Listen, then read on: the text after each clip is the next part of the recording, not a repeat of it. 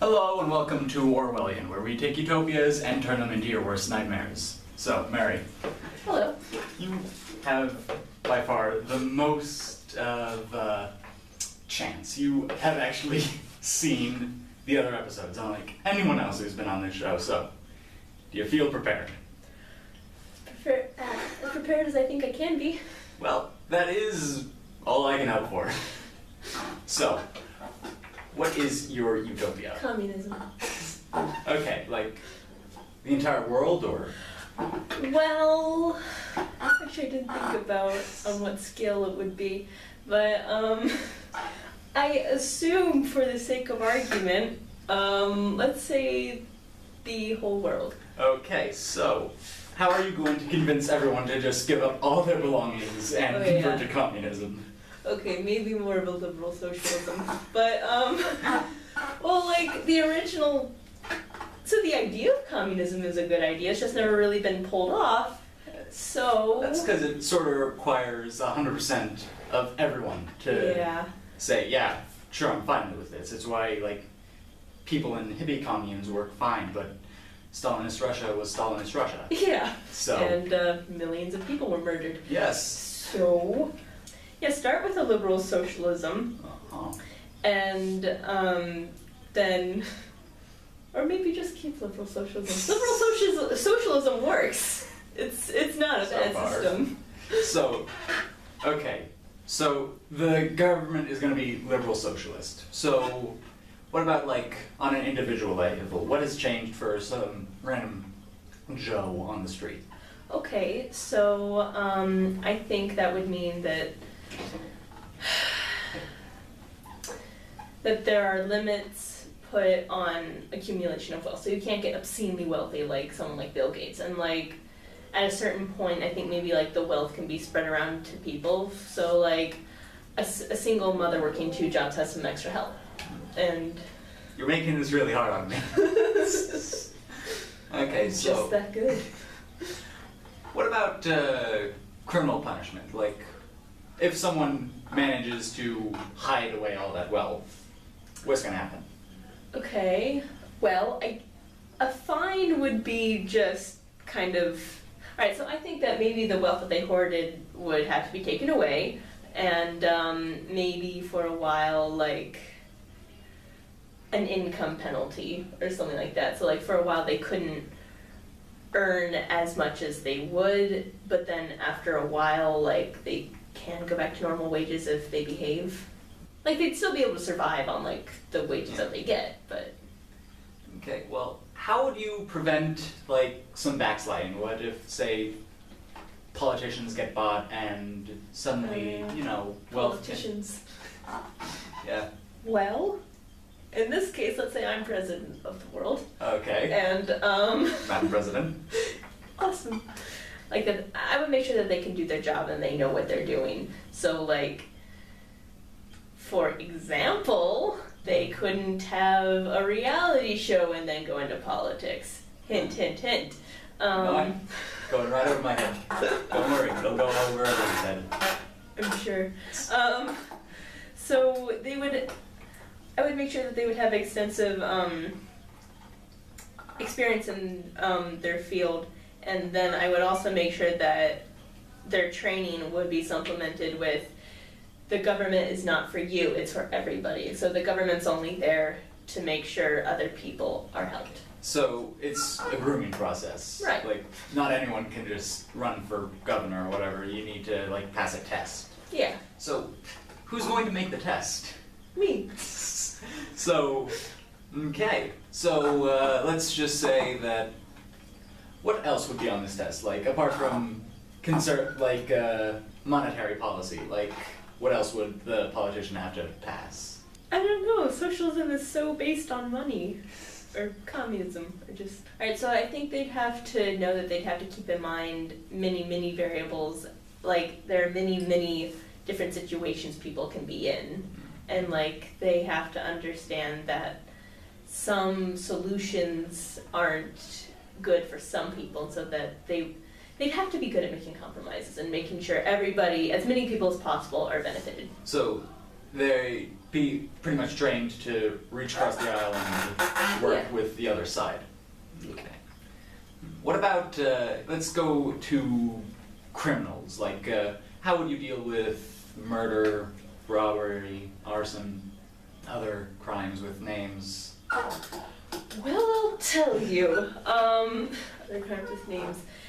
Just like on crime right now, there'd be no such thing as private prisons, because that's actually like a really big problem right now, that people make money off of prisons and they just pack them as tightly as they can to make a bigger profit. That wouldn't be allowed. And so I think the justice system would remain more or less the same otherwise. Like, I don't know, I don't know much about the justice system, but so like, it would be the same thing with like a judge and a jury, and lawyers have to, and everybody has to be impartial, and like, you're innocent until proven guilty. Okay, so would judges still be voted for? Yes. Okay. What about the death penalty? Yay or nay?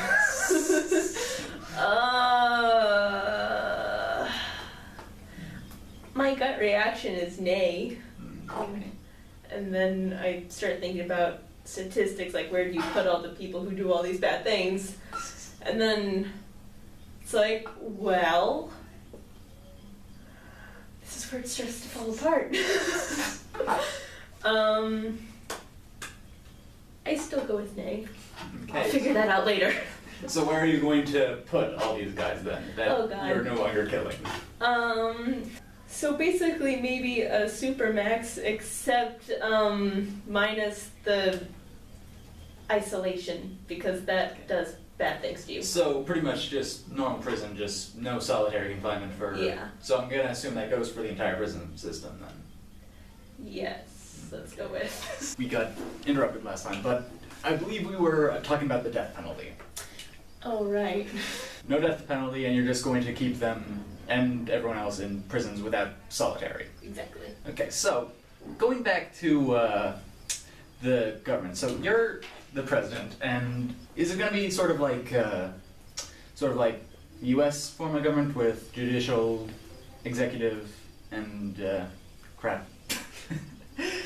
The other branch that. The other ones Yes. that do something. Let's say yes, Okay. but the president, i.e. me, has more power. Okay, so you have the ability to pretty much change who can become a politician. Yes. And since the president elects who is Supreme Court, you also control that. So, okay, is it going to be like a lifetime position or just the 4 years? That's a good question. Well, I think at first, when the government first gets set up, I'd be in charge until people figure it out, you know? Okay, So so- that probably means like 20 plus years. So, For me. you're in charge until further notice. Yeah, exactly. And then once we get in the groove, then we'll figure that out. So, you're pretty much, in this case, sort of a dictator, because you are in complete control. A little bit. Not to mention, you've made it literally impossible for people who don't support your view to become politicians. Oh yeah, I guess I did. You see where I'm going with this. A little bit. Okay. Well. Yeah, you have this politician test. So, let's say eventually you do step down, right? So, Or die, one of the two. or maybe both. Or get assassinated. Yes. Either way. Anyway, you have perished, or retired, or whatever. I'm just out of the picture. Yes. So, now someone else is new. And they have the same power you did. Mhm. So, you might, for all you want, try and keep this as peaceful as possible, but now there's a new guy in charge, and he can shape the politician test to his liking. Okay. Actually, the politician test, in our new constitution we are hypothetically writing, the politician test itself cannot be changed. So. Okay. So it's in the Constitution. Right. So, that means it could still be changed. It would just require an amendment. Oh dear. And as we've already discussed, Constitutions can be amended. and as we've discussed, all the politicians are gonna side with the president on this. Because they're all, like-minded. And when you only allow one side to have the issue, then suddenly it's gonna become very, very radical, very fast. That's true. So, because of this politician test, you're just gonna have people getting pushed further and further to one side of the issue until eventually you're only gonna have radicals left. Oops. And then we sort of come to dystopia territory, because now we have everyone who pretty much has to believe this one thing, or they can't really influence events. No. So you would have a very liberal, but a very, at the same time, watched society, because now, unless you agree with the party, you can't have a say in government. And I did do that, didn't I? yeah. That's probably a problem. Yeah. And you can sort of see where things go from there. I mean, if no one is there to sort of bring them back to center, eventually the people who don't believe what the party believes are going to become the enemy. And now, suddenly, you have people who are watching out, making sure no one speaks against... Let's just go in with Big Sister, at this case. Woohoo! I'm Big Sister. Yeah.